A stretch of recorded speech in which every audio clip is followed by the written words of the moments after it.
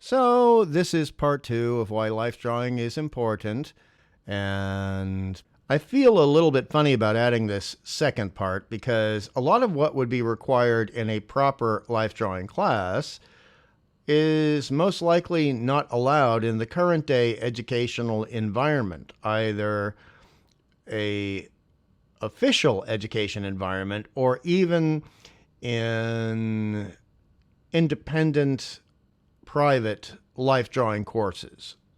So, in a real life drawing class, as you can see through this little crappy diagram that I'm drawing here, but then again, have a look at some of the roughs.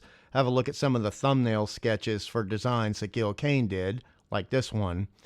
Um, and be forgiving, please.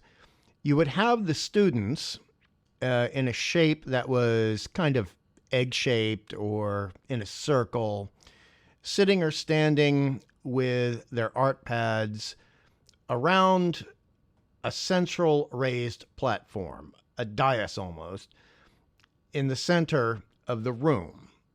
And the teacher would have the lighting adjusted and would have the model doing various poses that would be very helpful in terms of learning foreshortening, anatomy, proportions, etc. But let's get back to the lighting and let's get back to the positioning of the students, but more importantly, the model in the room and how a good real life drawing instructor would really, really help you out.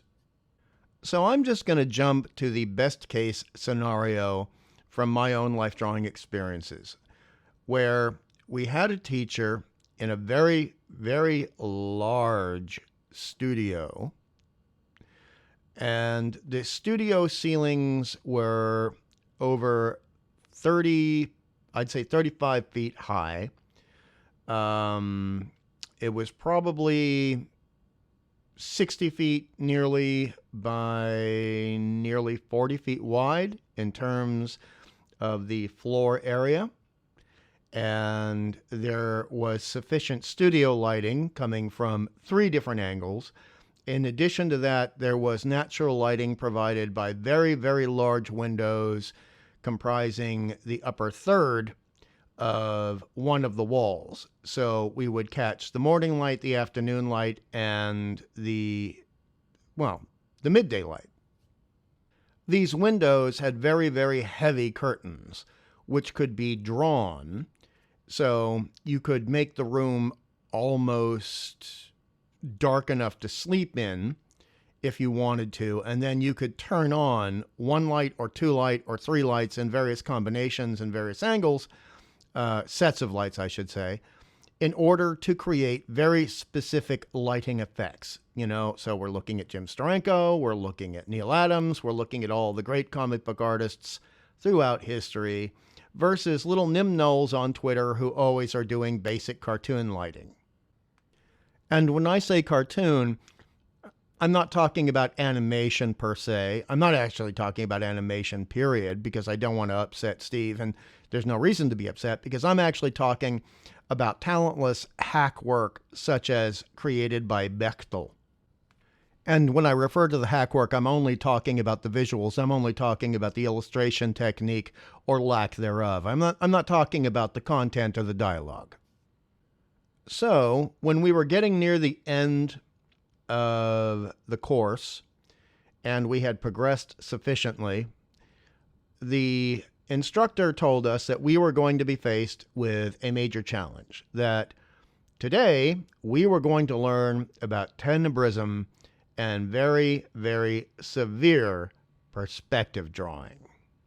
And he introduced the model, who was this wonderful, gorgeous, curvaceous lass. I mean, curvaceous, even a bit more curvaceous than most of the Frazetta women you see in Frazetta's illustrations.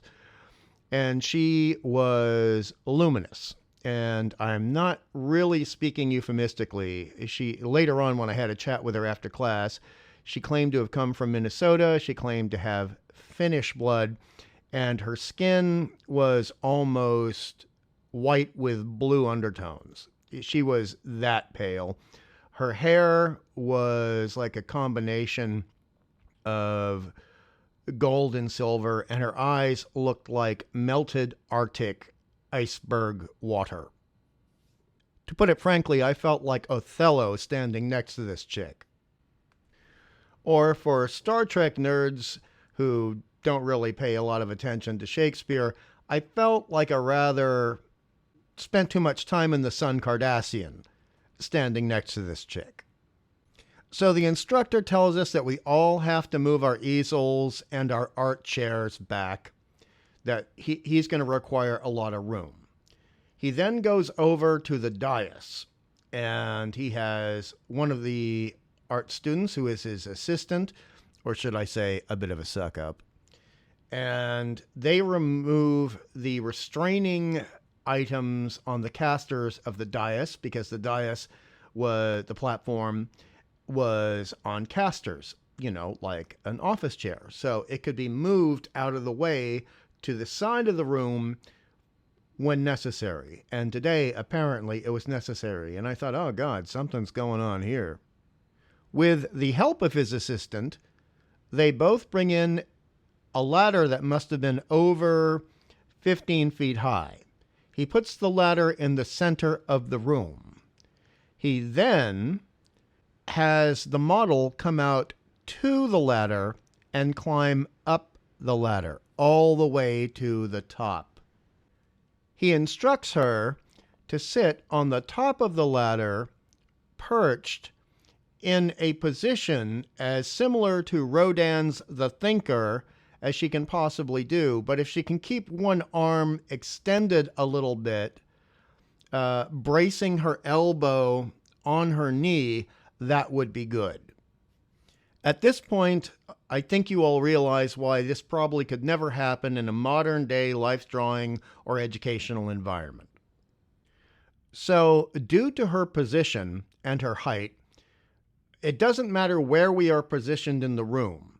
There is going to be severe foreshortening involved, severe perspective drawing involved. And that's when he tells all of us to position our standing or seating arrangement to be approximately exactly 20 feet from, or as close to 20 feet as we could get, from the base of the ladder. So we are looking up at approximately somewhere between a 60 to 70 degree angle, and one of us was actually looking at a 75 degree angle, and another gutsy person actually pushed it a little bit and was, I'd say, almost an 80 degree angle looking up at the model.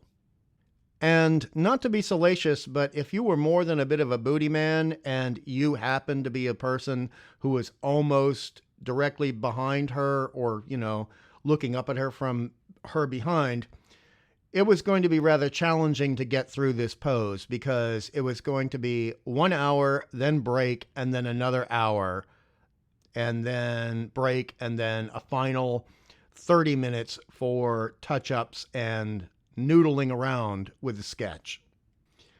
At this point, the lights are adjusted by the instructor. So you've got a very, very, very harsh light coming from one angle down across her back, the model's back, and her right shoulder. And there's almost no light coming from the opposite direction.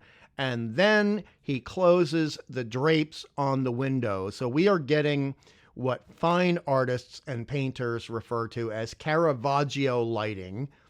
Plus, we are getting extreme foreshortening. Plus, we are having to do as close to a worm's eye view, to use comic book parlance, as you could get. And for completely artistic reasons that had nothing to do with, oh, hubba hubba, I was actually thrilled, because I was one of the people sitting directly behind her. Directly. And that meant the angle that I was seeing was almost exactly like some of the things I had seen Gil Kane do, when you see a character from behind after they're throwing a punch or they're tossing another character and they're leaning directly forward, and the trunk, the torso is incredibly foreshortened, and one of the legs is sticking out at a certain angle, and it's just, one of the most difficult poses. Neil Adams also did that. Sometimes you would see that with him illustrating Hank McCoy in the Silver Age X-Men issues. This was just a complete gift to me. But it was a double gift because, due to the lighting, we were also encountering Jim Steranko in that wonderful Nick Fury Agent of S.H.I.E.L.D. tribute homage to the Hound of the Baskervilles issue, lighting effects. And it was just, it was a wannabe graphic novelist, an aspiring graphic novelist or comic book artist's dream come true in terms of artistic education. Obviously, I'm not going to recreate the sketch I did that day back in the 80s because YouTube would flag it as adults-only content and need age verification. And in addition to that, the original sketch was lost in a flood. So I'd rather have shown you the original sketch I did way back when anyway. But hey, you live in Australia. Things are going to happen. Anywho, with that, I think we've covered it all. To anybody who listened, thank you very much. To anyone who didn't listen, I completely understand. This stuff is rather dry and academic. To all the clobberers, have a lovely evening or afternoon or morning, depending on your time zone. Bye-bye.